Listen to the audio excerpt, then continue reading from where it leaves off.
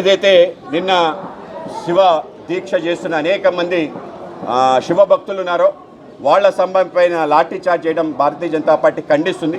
శివభక్తులు ఎవరైతే మాల ధారణ చేసిన వాళ్ళు ఎవరైనా ఉంటే అది మన దేవీ నవరాత్రులకు వచ్చే దేవీ భక్తులు అయిన కానీ అయ్యప్ప స్వామి భక్తులైన వాళ్ళు స్వయంగా స్వామివారి స్వరూపంగా మనం భావిస్తాం.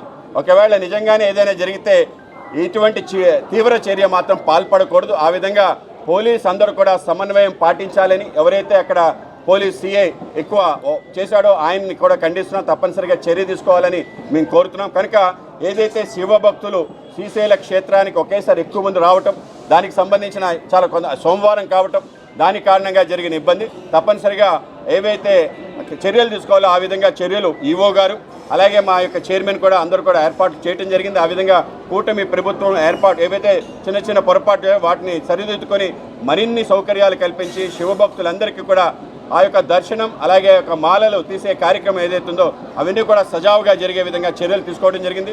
ఆ విధంగా మొత్తం ఇప్పటికే అన్ని రకాల చర్యలు తీసుకున్నారు. అందరికీ కలిసిన సౌకర్యాలు కూడా పెద్ద ఎత్తున కల్పించడం జరిగింది. ఆ విధంగానే వెళ్తాం.